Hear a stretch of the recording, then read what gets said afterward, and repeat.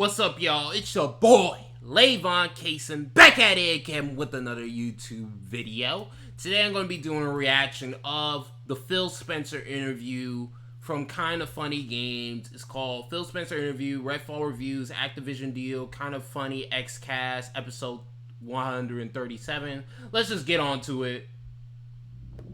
Like, this is pretty much the video that everybody's talking about right now. So let's watch it.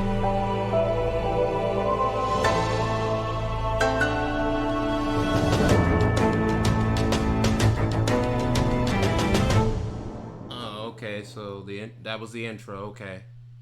What the heck is going on, everybody? Welcome back to another episode of the Kinda Funny Xcast, your home for all things Xbox here at Kinda Funny. Of course, I'm one of your hosts, Snowbike Mike, and today I am joined by both of my gaming dads and one very special guest. You see him in the middle if you're watching or if you're listening. It's the head of Xbox, Phil Spencer, joining the Xcast today. Phil, we'll start with you. What up, homie? How are you? Truth be told, I've had easier couple of weeks. It'll be a good discussion today. I'm always happy to come on, talk to Xcast. You guys do an amazing job talking to the community, keeping it real.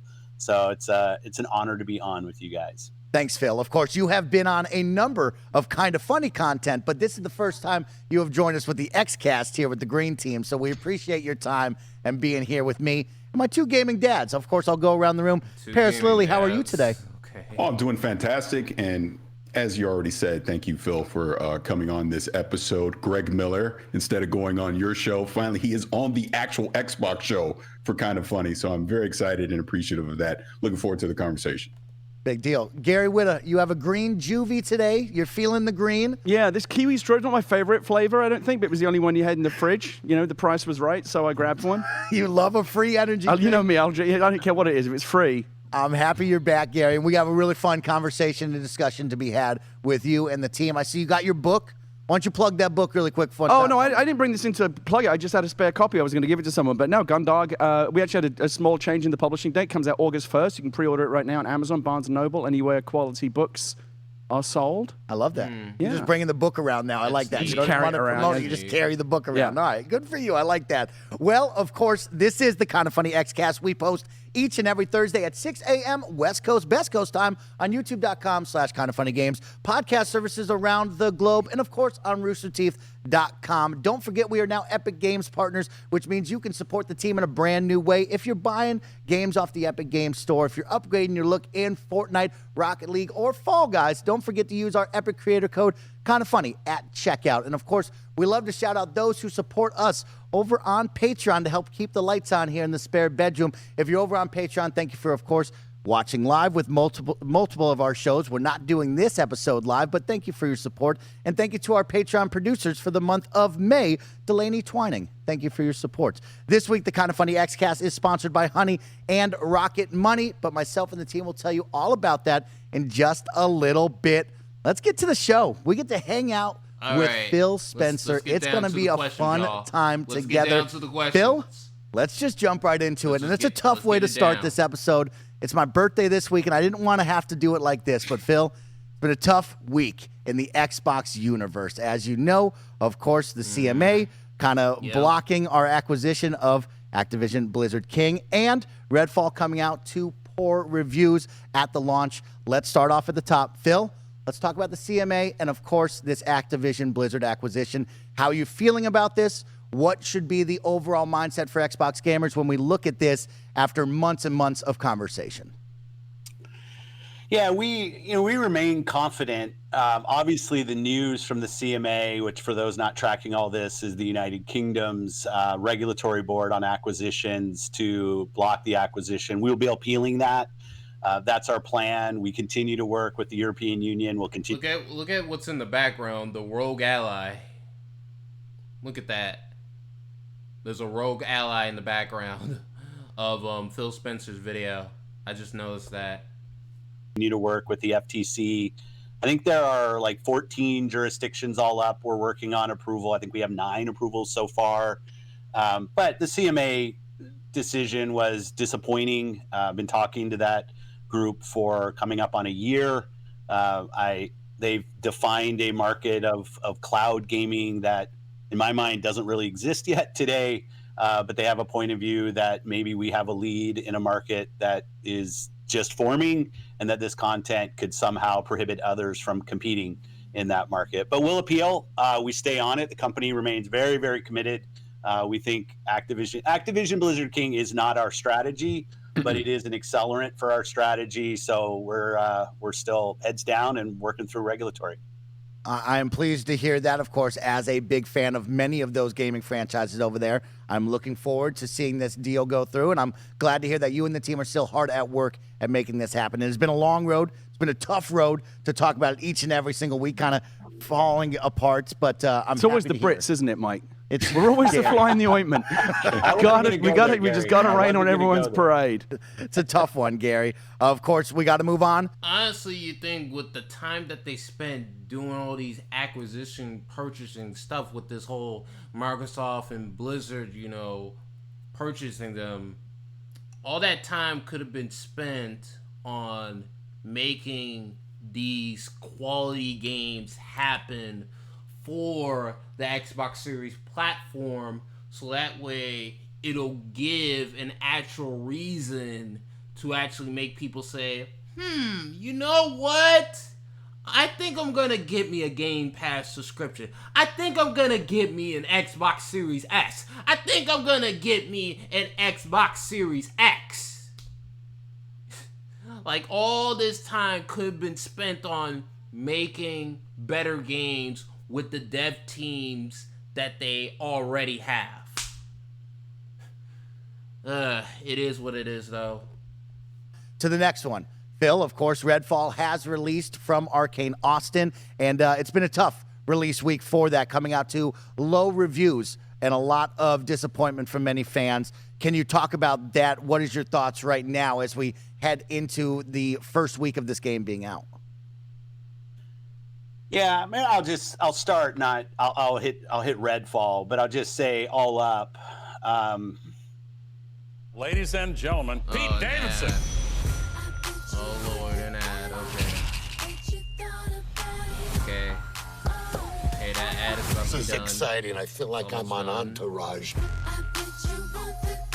Okay. Okay. Oh, another. So here's ad. what we won't do. We won't Okay, let so self-doubt I'm win able to again. skip this one Because okay, we're working on- Let me skip the ad. There's nothing that's more difficult for me than disappointing the on Xbox video. community. I've been a part of it for a long time. I obviously work on Xbox, head of the business, have a lot of friends, get a lot of feedback. And just to kind of watch the community lose confidence, be disappointed. I'm disappointed. I'm upset with myself. I kind of revisit our process. I think back to the announcement of 60 frames per second, and then we weren't shipping 60 frames per second. That was kind of our punch in the chin, rightfully, a couple weeks ago. And then seeing the game come out, and the critical response was not what we wanted. And it's disappointing. And so kind of pick myself up. What can we learn? How can we get better? One thing I'll fight is kind of what went wrong. There's clearly quality and execution things that we can do. But one thing I won't do is push against creative aspirations of our teams. Then a lot of people will say, hey, you've got teams know how to do one kind of game. Just force them to go do the one kind of game that they have a proven track record for. And I'm just not a believer in that. Maybe that means I'll underdeliver for some of our fans out there. But when a team like Rare wants to do Sea of Thieves, when a team like Obsidian wants to do Grounded, when Tango wants to go do Hi-Fi, when everybody probably thought they were doing Evil Within 3, I want to give the teams the creative platform to go and push their ability, push their aspirations. But I also need to have a great selection of games that are continue to come that surprise and delight our fans. And we under-delivered on that. And for that, I apologize. It's not what I expect, not what I want. But, it's ours to deliver. So following up on that, Phil. So Honestly, Phil's kind of starting to feel defeated with this interview. That's what I'm starting to notice right now. Like, Phil Spencer's kind of starting to feel defeated. Again, I appreciate the transparency on that, but there is a second component to this. And as you may or may not know, I talk to a lot of people in the Xbox community because I want to understand, what people are excited about, what they're frustrated about, things like that. So kind of sticking on this conversation about Redfall, but it's kind of a bigger general question as well. And I kind of want to read directly from this so I make sure I get it crystal clear. So what goes into the decision to delay a game when you launch it feature incomplete or there's a bunch of technical issues? Obviously, we've seen recent examples around the industry. Redfall and Halo Infinite are two that stick out in my mind for Xbox. We obviously have seen the review scores. Clearly, we've had the opinion that the game should be delayed. We know every developer wants to ship the best game that they possibly can, but from your level, what's the balance there on when to ship a game that may be feature incomplete or have some technical issues, or just simply give it more time and delay it? Well, I think those are, and I'm happy to go very deep on this. I think if I think about a team's execution on a game, we had a creative vision, and did we realize that vision through the game that we created? That's not a delay question if the answer is no. Like, you can't take something that you started on. This isn't a Redfall specific conversation, right, but we will build games that review in the high 80s, and we will build games that review in the 60s. I mean, it's just kind of part of being in game publishing. And if you're afraid of that, then you shouldn't be in the entertainment business. You shouldn't be in the games business. That said, every time we deliver something below our own internal expectations that surprises us, we should check our process. I don't look at the review scores on Redfall, and there are quality issues, and we're working on those. But I think there's a fundamental piece of feedback that we get that the game isn't realizing the creative vision that it had for its players. That doesn't feel like hey, just delay it. That feels like the game had a goal to do one thing, and when players are actually playing, they're not feeling that thing. They're not feeling the creative execution of the team. When a game needs to be delayed, what we did with Halo, we did with Starfield, we did with Redfall, because the production timeline is saying we have this vision and our production timelines don't get us to the completion of that vision, we do delay games. We do that. Learning about the quality, I've seen them. I know there are bugs in Redfall that's launching. But when I look at like the crash rates on the game, because we get all the telemetry of everything that's happened, it's not out of proportion for a game that has just launched. It's kind of in the pocket of what we would expect. That's not to deny any of the animation, streaming of texture bugs, the AI bugs that we've seen. We will go work on those. But when I look at the review scores of this game, it's did we have enough of creative differentiation in our core idea, and did we realize that creative ambition? Honestly, when it comes to Redfall, when it was announced, I wasn't really like hyped up about it. It's just another, game. It would be neat or whatever. But I wasn't like hyped for Redfall. But now seeing this, Redfall at this point is like, I think I'm gonna avoid that game for a while. Especially the state that it's in. Like, I'm gonna avoid that game. I'm a huge supporter of Arcane Austin. Their track record is awesome. I love a lot of the great games that they've built. This is one where the team didn't hit their own internal goals when it launched. I think it's maybe a little simplistic to just say, hey, if you would have just delayed it 3 months, the core creative of the game would have delivered on something that was different than what it was. So I look at them at different camps. If there's a production timeline issue, we've been open to delaying. If we just have more bugs than we should have at the end of a game, we're open to delaying. At some point, we have to have a creative vision and put the game out, and reviewers and players will tell us what they think. Can I jump in? Yeah, of course. Please, Gary. So I have just a couple of small observations and then a question. Yeah, First it of all, definitely does look like a PS3 and 360 game, though.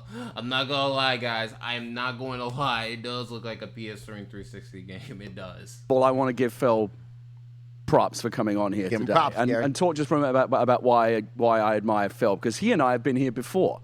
Back in 2020, during the pandemic, when I was doing Animal Talking, Phil, you'll remember this.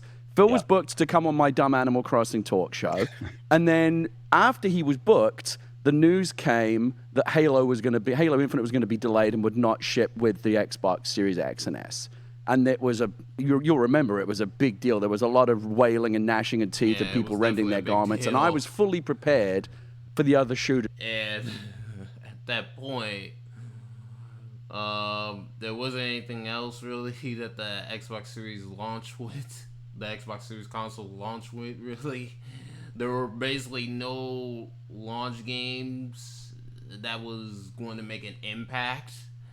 Besides, there was Gears Tactics and the Falconeer, but I mean, are those games are going to really make that impact that Xbox needed for the, gaming generation? Is especially at that launch, after they got they butt whooped by Sony last gen, like it is what it is at this point. Like, I thought that this year in particular was gonna be the year of the Xbox, Xbox Series, Xbox, just making a comeback, but that is just not the case. That is just not the case. To drop. I was waiting for a call from Xbox PR from Jeff, your friend of mine, Jeff, over in Xbox PR, to say Phil's not going to be able to come on the show live because, it's a big mess right now. We don't want to put him in the firing line for that.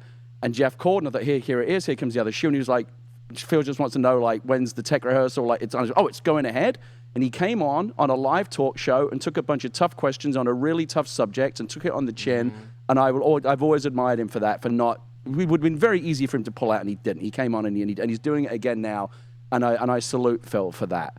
The other point I want to make is that every time, there may be some Sony platform warriors out there right now crowing about the fact that Redfall has underperformed. I just want to point this out as a creative. Every time somebody takes a big bet, especially a big AAA bet on an original idea, a new IP, and it fails, everybody suffers. It's bad for everybody because it makes it that much harder for the Phils and the Jim Ryans of the world, the big, the creative, the decision makers, to take a chance on them. Oh, but the last time we did that, it didn't work. Like maybe let's just make a sequel to the next thing, or let the algorithm tell us what to do. So every time somebody takes a risk on something new, and especially if it involves something different in game design, let's try something that has been done before and it doesn't work, it hurts everybody. So I just want everyone to be clear, this sucks for everybody. And I see it in my business, I see it in Hollywood, I see it in film and television. It's why so much content is so generic and derivative and formulaic, because everyone's afraid to take a risk. And when something new succeeds, it's good for everyone. When something new and original fails, it's bad for everyone. So I just want to acknowledge that this is like a big shit sandwich, and we all have to take a bite, including the Sony people, including everybody. Specifically with this is a long time. Specifically with a question for Phil, I want to talk specifically about Redfall. When you say that you're disappointed in the reaction, that to me suggests that the reaction was something different than what you were expecting, what you were hoping for. But I know that when these big AAA games, they get subjected to all kinds of internal testing.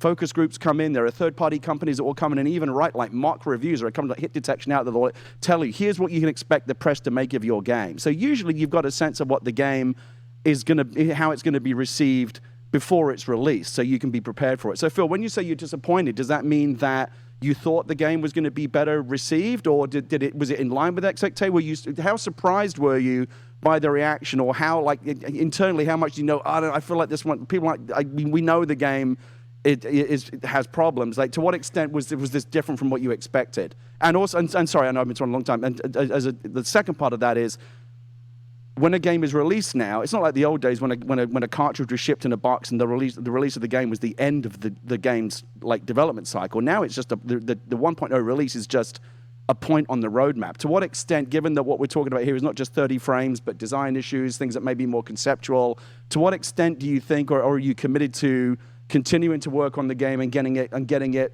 maybe a year down the road, Cyberpunk, No Man's Sky. We've seen these redemptive stories in the past. To what extent do you hold out hope that you can still get the game? There's a lot of games that start off, basic and buggy, but eventually get better. There's a lot of games like that in this era of gaming. There's a decent amount of them. Closer to where you wanted it to be at launch. I know that was a lot. No, well, at first I thought your words about creative ambition of teams, you especially, I mean, you've lived this, you've done this, are very well said and very spot on. So thank you for that. And that's why I love your voice in this community, because you've created, you've seen kind of ups, and as anybody in the industry, we've all seen downs. And on the score, yeah, we do mock reviews for every game that we launch, and this is like double digits lower than we thought we would be with this game. So Redfall, I think, got right now, a 57 or 59 at this point. So I'm guessing that would be, he said double digits. Phil Spencer did. I guess that he was kind of expecting maybe a 67 to a C minus 70. I guess through our mock reviews, and that's what's one of the disappointing things. Like we would never strive to launch a game that we thought was going to review in the low 60s. It's not part of our goals. If you look at our review scores over the last year, it's not a defense at all. If you look at the review scores over the last year, I think the teams have done a better job in upping the level of quality of the games that we've shipped. I think Phil was expecting it to probably be at the 70s, maybe the 70s. Some of those games first shipped on PlayStation, but still, when I go through the list of the games, you still have to build a game, you still have to ship a game. And this game was significantly below our internal metrics in terms of where it actually reviewed. But that's not on anybody but us. Like, we have to own that. In terms of our commitment to the game, absolutely. The team at Arcane is on taking the near-term feedback. We're still working on the 60 frames per second. We have a good timeline for that. We're committed to getting that done, and we're going to continue to work the game. I think we've shown a commitment to games like Sea of Thieves and like Grounded to continue to go and build games. But I also know that these games are $70, and I'm not gonna I'm gonna take full responsibility for launching a game that needs to be great. I think what I have with the Xbox community, what I am a part of, is a team. There's still questions that pop every so often of how committed is the company. Let's remember that Redfall is the first $70 Xbox Series game. It is the first one. And the fact that it got the scores that it got, and now the scores are even going a bit lower on Metacritic, it makes you wonder what Starfield gonna do. How will Starfield, turn out when it comes to critical reception? It's very It's gonna be very concerning. Very concerning for Starfield, definitely, when it does come out in September. To this category, when are we just going to push Xbox out of the market? There's a lot of Twitter firing of Phil right now, which is fine. I'm way overpaid for the role I have anyway, so I get that's my responsibility. But we will remain committed to the game and the players as long as the players want to go play games. And that's my commitment to the community. I'm kind of at a low point right now in terms of my delivery on that commitment to the community. But it very much stays. I want to support the team. I want to support the creative ambitions of the teams, and I want to support the players. And we let a lot of people down this week with the launch of the game, but we will continue to strive on. You have to, right? That's what creative is about. No, you absolutely do. And to kind of start transitioning this into hopefully more happy news, but I do want to address something, around that. Obviously, today you announced the Xbox Game Showcase, which will be happening this June. And obviously, there's going to be a lot of new reveals and surprises that come out of that, which is great.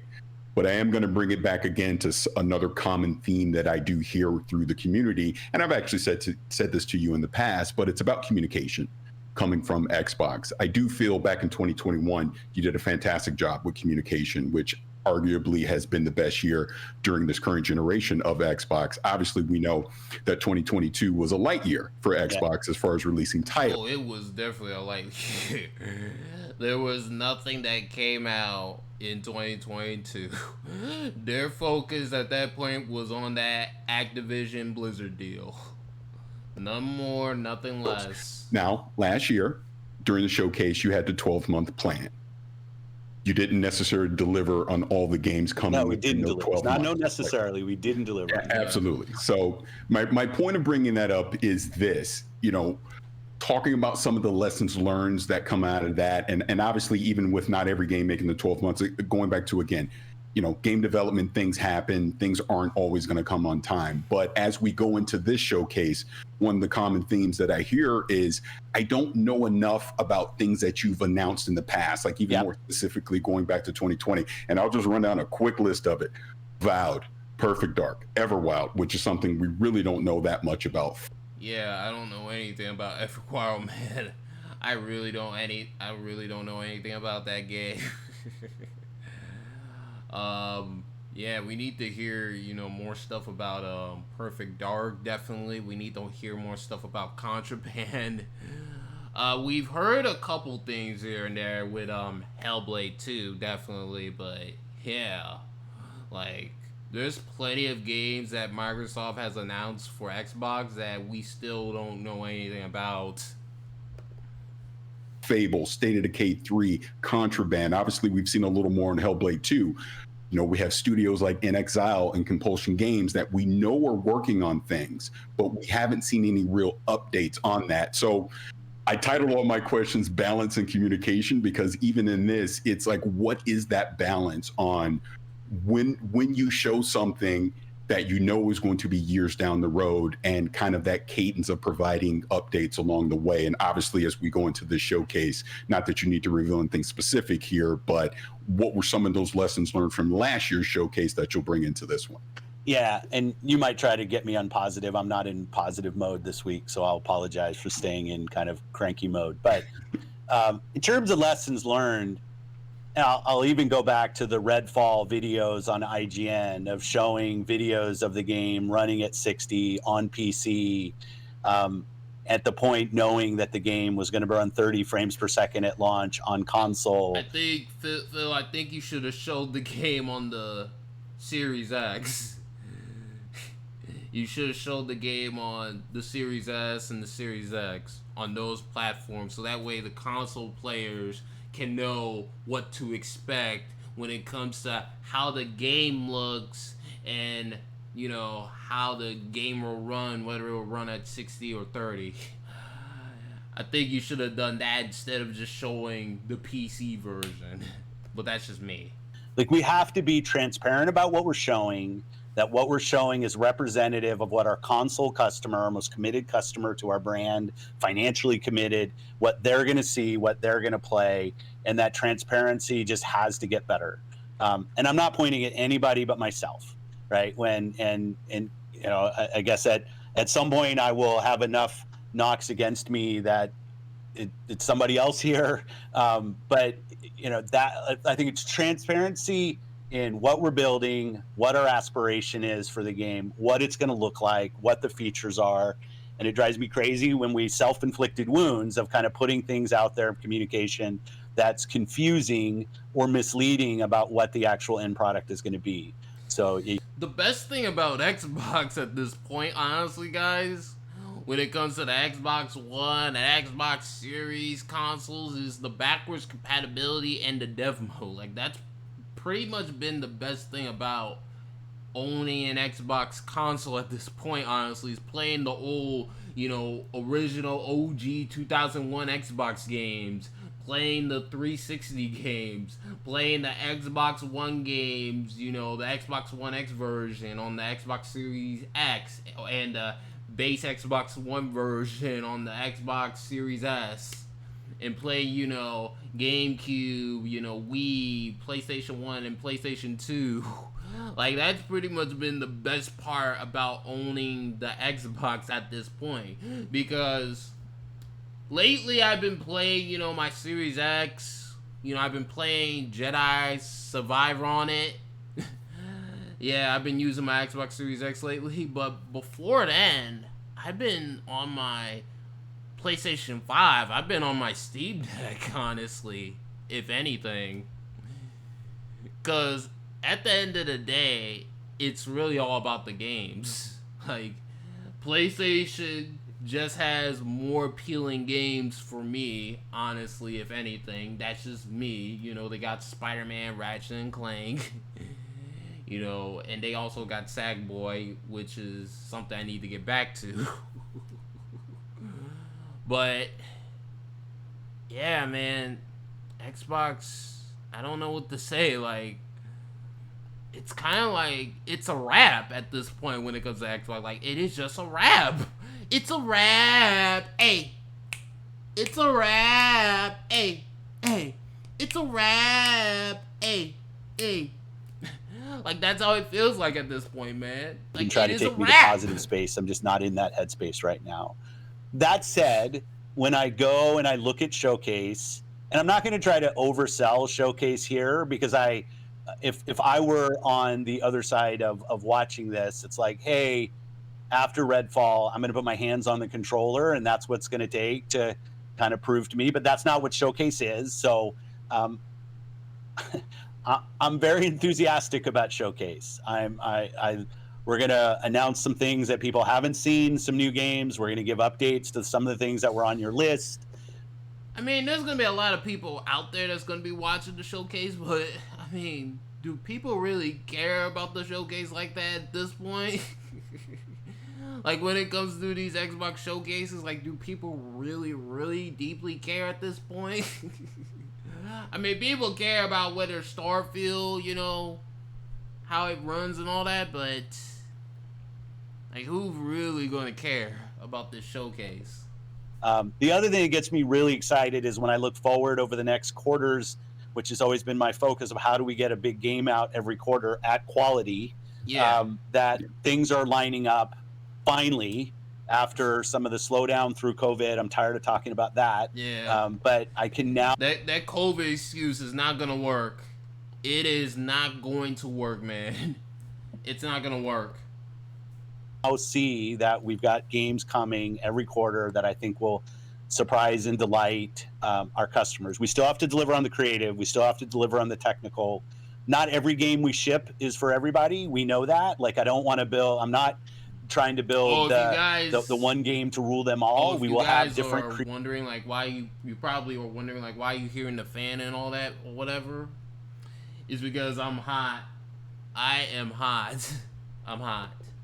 Creative takes and different, and we have a very diverse portfolio when you think about the stuff that Microsoft Game Studios builds.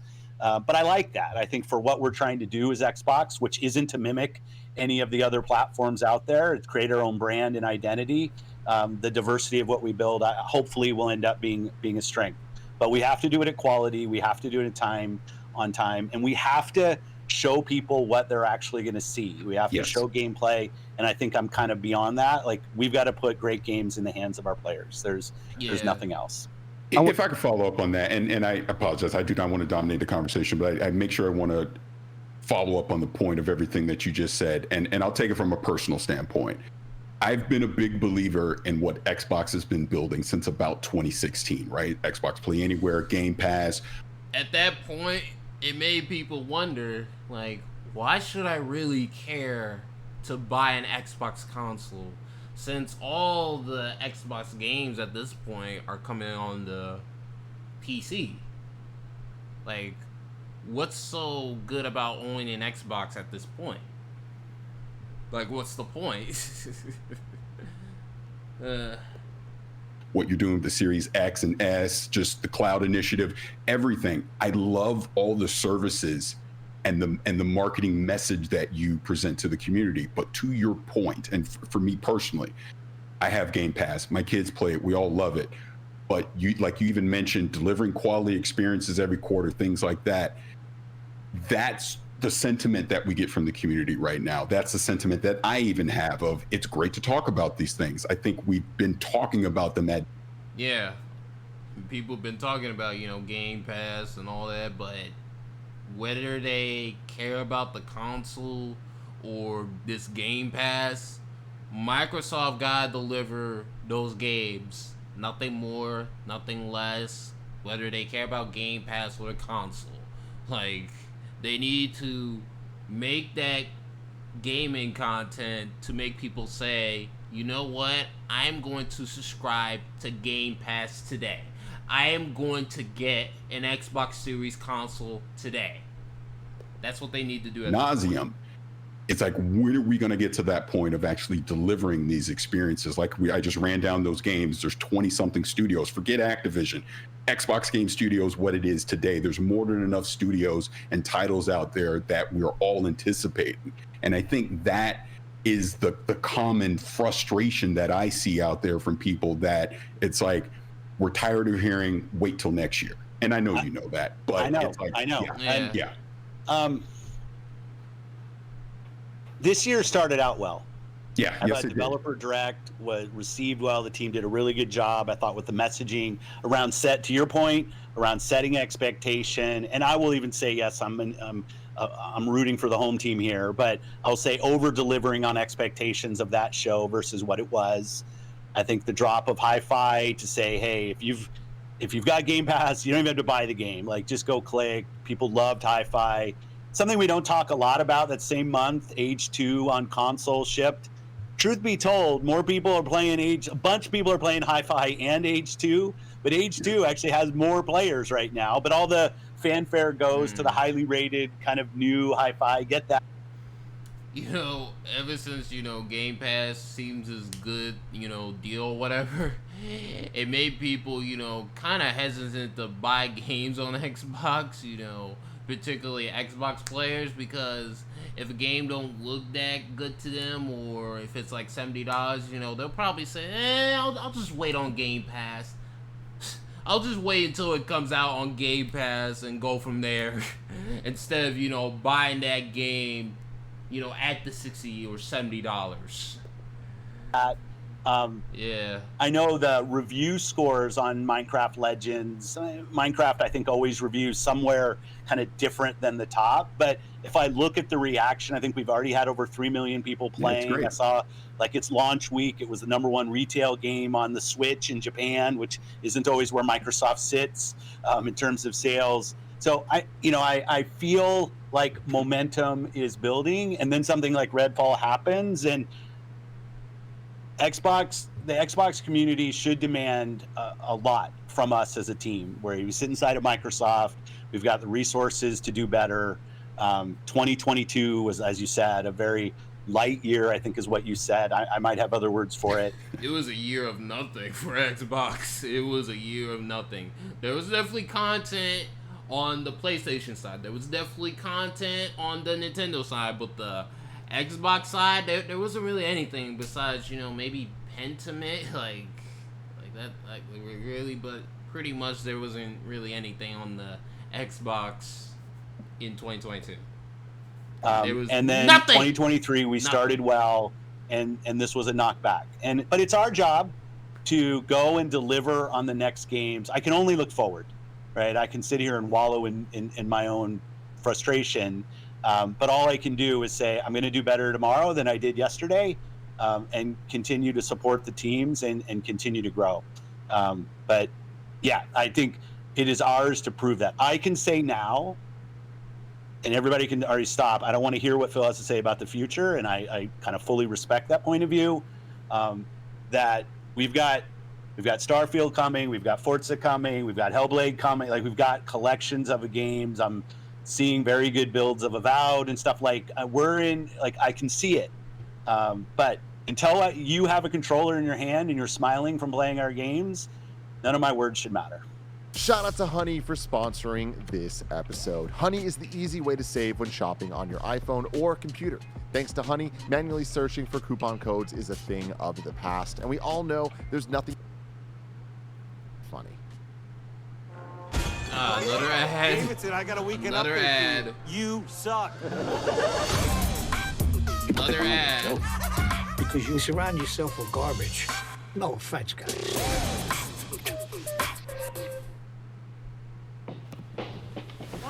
So you're looking for a little more strength, energy, recovery. Paris was just talking about what have you learned.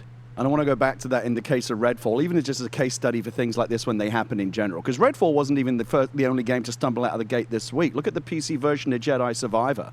What a mess. Unacceptable. There's been a lot of games on PC that's just been, playing, looking rough. Well, not looking rough, but just running rough in general. It seems like a lot of games these days are just made, from the PS5 first, and then deal with everything else. So the PlayStation 5 players are gonna have a fine experience probably, but everybody else, it's looking kind of spooky. It's looking kind of iffy.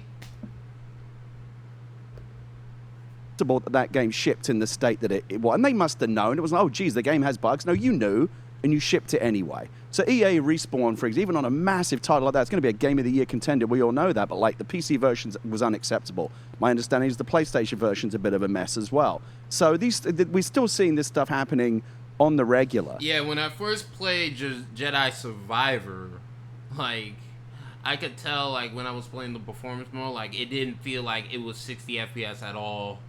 This was before the patch had came out and all that.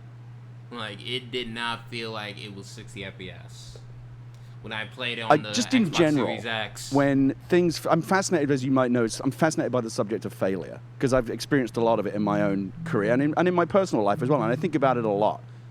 The number one quote that I stole from a person much smarter than me, I talk about it all the time when I talk about writing at creative seminars and things like that, is failure is not the opposite of success, it's a part of it. But that's only true if you can get past feeling sorry for yourself when something fails and sift through the rubble and start figuring out, well, what can we learn? What can we learn from this failure? What can we take from this? What is teachable? And so I wanted to ask Phil, both in general and in the case of Redfall, I know you said you were going to work towards kind of turning the game around, but do you have a formal process, and what does it look like in the case of Redfall when something doesn't meet expectations?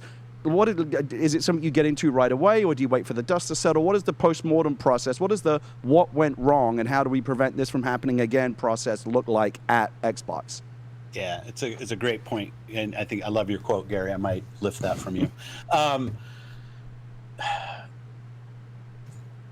People don't have to care about this, but I'll talk about it. When we acquire studios, there's games that are in development when we acquire a studio, and then there's things that are either really early in development or not even conceived yet. And I think we need to improve on engaging in games that are midway through production when they become part of Xbox. I do think there's a different expectation for a game and even a team when you've been third party and all of a sudden you become part of first party. There's a different expectation in terms of how you're going to perform on our console. I think there's a different competitive set when people look at what this game is and the other games that they're going to say, hey, I want this game to feel as competitive as this other game on another console platform in our case. And we didn't do a good job early on in engaging with Arcane Austin to really help them understand what it meant to be part of Xbox and part of first party, and use some of our internal resources to help them and kind of move along that journey even faster. So we kind of left them to go work on the game. They're a very talented team. I love that team, and I still do, and I will totally bet on them to do another great game. But when Matt Booty and Jamie Leader, who's running ZeniMax, and I sit down, I think we can engage earlier with our different studios. And I do think there's a difference when we come in when the creative's already set on a game. That's not washing our hands of any of the creative. Every game we ship from our teams is an Xbox game. And so it's a full responsibility for it. But thinking about how our internal processes of dev assistance, even some of our internal ATG resources, what's the Advanced Technology Group, and how those work with our internal teams, I think we can do a better job with our internal team. We did a better job with Starfield. Again, nobody should believe it until they're playing the game. But that game was earlier on in production, and it was easier for us to kind of swarm a bunch of people to go and kind of help with some of the technology on our platform and ensure that we're going to ship a quality experience there. And we should have been there for Harvey and the team earlier. I think that's on us. And then through the process, it's an Unreal game. We have a bunch of studios that have done some really great work on Unreal over the years. And I think we were too late to help in that when they had certain issues that they were working through, which any team will. It's nothing to do with the specific engine. But we have a lot of experience, and we needed to get on that earlier with the team. And we didn't do that. And that's not an excuse. You asked just to kind of diagnose. So when the 60 frames per second issue came up, we were definitely diving in. We had people from the Coalition and people from Rare and stuff looking, both teams that have done some really great work with Unreal to help us build a 60 FPS plan. But obviously that was a plan that had to be in place last fall in order for us to really be in a position to have it at launch. And I take that as learning, as painful as it is. But as you said, it's part of getting to success are those learnings and that diagnosis. There's a bunch of other stuff I could go into, but then we end up with kind of dev doc, which I'm happy to do. But yeah. Well, Phil, we don't have much time with you, so I'm going to go around the table, give everybody one final question for Phil. I'm going to rattle off a couple quick ones with you, Phil. So of course, we talk about 60 frames, 30 frames. Should Xbox players expect a clear message this summer with Starfield with 30 and 60 frames? That's a big lesson learned, as you brought up. Should we expect that answer? It's clear as day? Yeah. Okay, that's a great one. Another one, you see a lot of conversation, of course. I want to praise you and the team for really elevating the PC side of this Xbox ecosystem. I think we've seen a lot of great strides in that. But when you see the community talk about... You've been seeing a lot more support from Xbox when it comes to the PC side instead of the console side. Like, they've been, providing for the PC people, not as much for the console players. Like, that's what I've been the console noticing. side of things. Do you think you've lost the focus or maybe put too much onto the PC side? Do you think that the console is still getting the console love that it deserves, whether it be the homepage update, achievements, of course, looking forward and using the power of this next gen? Do you think you guys have lost that focus, or is it still there, and can we see more love on that side? Well, we'll definitely continue to focus on making our console experience as great as it can be. I like the homepage refresh and some stuff. I will say, this might be disruptive as well. We have a different vision. Paris talked about this. Here we go, guys. Play the games you want, the people you want, anywhere you want. We want Xbox to be something that people who buy our console can feel like they're a member of. Obviously, who are playing on PC, who are playing on cloud, that they feel like they're full members of our ecosystem. Game Pass players can play on many different devices, and we remain fully committed to that. We're not in the business of out-consoling Sony or out-consoling Nintendo. There isn't really a great solution or win for us. And I know that will upset a ton of people, but it's just the truth of the matter is that when you're... Dude, this is a horrible gaming experience. I don't live like this. Well, I don't know, Linus. I don't have time to research upgrades for this thing. Can't you just build... Oh my third God. place in the console marketplace, and the top two players are as strong as they are and have, in certain cases, very, very discrete focus on... Oh my God. Phil Spencer is feeling defeated, man. He is feeling defeated. Oh my God. Doing deals and other things that will that kind of make being Xbox hard for us as a team. That's on us, not on anybody else. Our vision is that everybody who's on console has to feel like they have a great experience and they're a first-class citizen. They've invested a ton in our platform. But I bet like a lot of Xbox console players out there are kind of feeling the opposite. They're feeling like a second-class citizen, where PC gamers are kind of feeling like the first-class citizen right now. We are not in a position, and I see it out there. I see commentary that if you just build great games, everything would turn around. It's just not true that if we go off and build great games, all of a sudden you're going to see console share shift in some dramatic way. We lost the worst generation to lose in the Xbox One generation, where everybody built their digital library of games. So when you go, I mean, Nintendo definitely, you know, kind of had an effect as well with the Wii U. Like, they lost that generation as well. And they made a comeback eventually with the Nintendo Switch. But in this case, with Xbox, they haven't really made that comeback yet. Or will they ever make a comeback? and you're building on Xbox, we want our Xbox community to feel awesome. But this idea that if we just focused more on great games on our console, that somehow we're going to win the console race, I think doesn't really lay into the reality of most people. Like 90% of the people every year who walk into a retailer to buy a console. It would help a lot if they made quality games, though. I'm not going to lie. It would definitely help a lot that they make quality games. It would definitely help a lot. Are already a member of one of the 3 ecosystems, and their digital library is there. This is the first generation where the big games that they're playing were games that were available last gen. When you think about Fortnite and Roblox and Minecraft, like the continuity from generation to generation is so strong. I see a lot of pundits out there that kind of want to go back to the time where we all had cartridges and discs, and every new generation was a clean slate, and you could switch the whole console share. That's just not the world that we are in today. There is no world where Starfield's an 11 out of 10 and people start selling their PS5s. That's not going to happen. So what we have to do, and we have this unique vision. Starfield better score in the 80s. It better score in the 80s because it's a wrap. It's a wrap. Hey, it's a wrap for Xbox in 2023. You can argue it's a wrap. You can argue it's a wrap for Xbox for this console generation. You can make that argument. You can. If Starfield doesn't do what good, creators want to do. you know, Creators want to build quickly, games like, it's that a can wrap. meet players on any screen. People play with their friends regardless of what other screen they're on.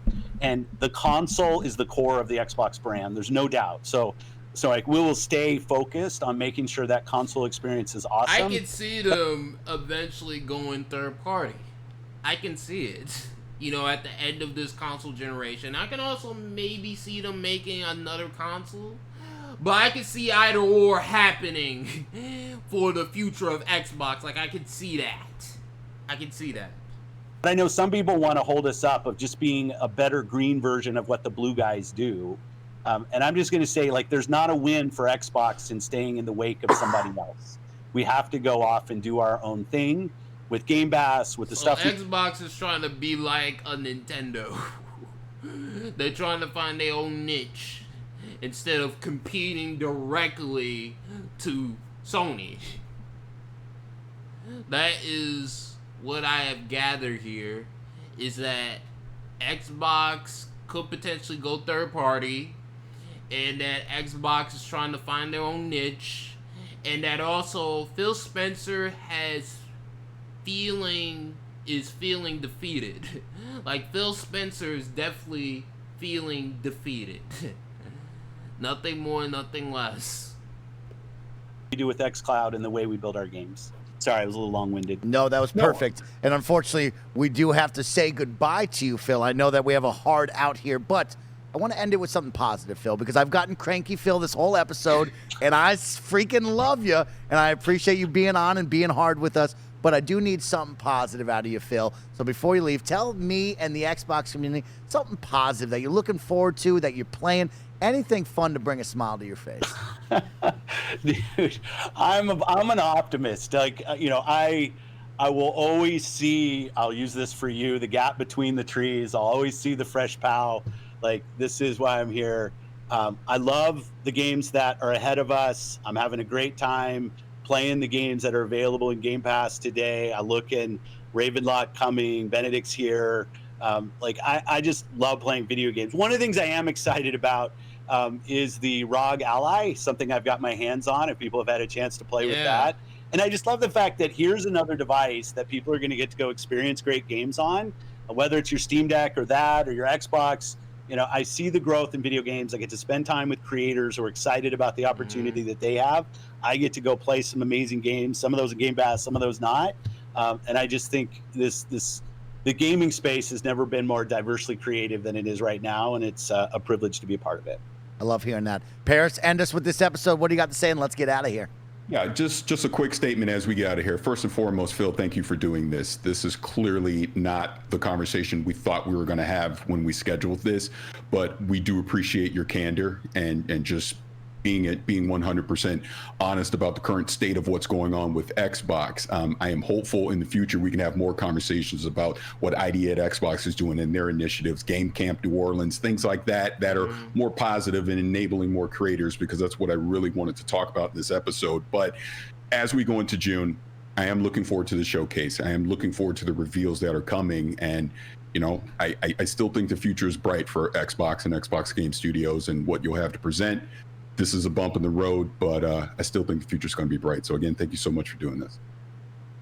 Thanks, Paris. All right, well. All right, so that's pretty much it. So things aren't looking too good right now for Xbox. Things aren't looking too good. Whether you're a neutral, hardcore Xbox fan, like, you can't deny this bad Xbox news that's going on right now. Like, you just cannot deny this, man. You cannot spin it to a different narrative. You cannot spin it any type of way. Like, this is just bad. This is just bad. This is just bad. Like, at this point, it makes you wonder, like, what is the point in investing in Xbox? Especially to a console. Like, what is the point of making that investment to an Xbox console? Like, what's the point? Like, at this point, Xbox should be considered like a secondary console at this point. Like, this is just how I'm legit feeling, man. Like, I can see Xbox going third party after this generation is over. Like, I can see that. I can see them maybe doing another console. Like, I can see either or happening. But it is what it is at this point. Like, Xbox, you gotta do better. You gotta make quality games.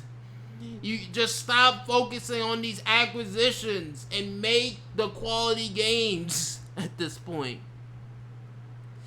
But what do you guys think? Do you guys think that Xbox will go third party after this generation? Do you guys think that there will be another console from Xbox? Let me know in the comment section below of this YouTube video. Thank you guys for watching. Peace, and I hope you guys have a good day.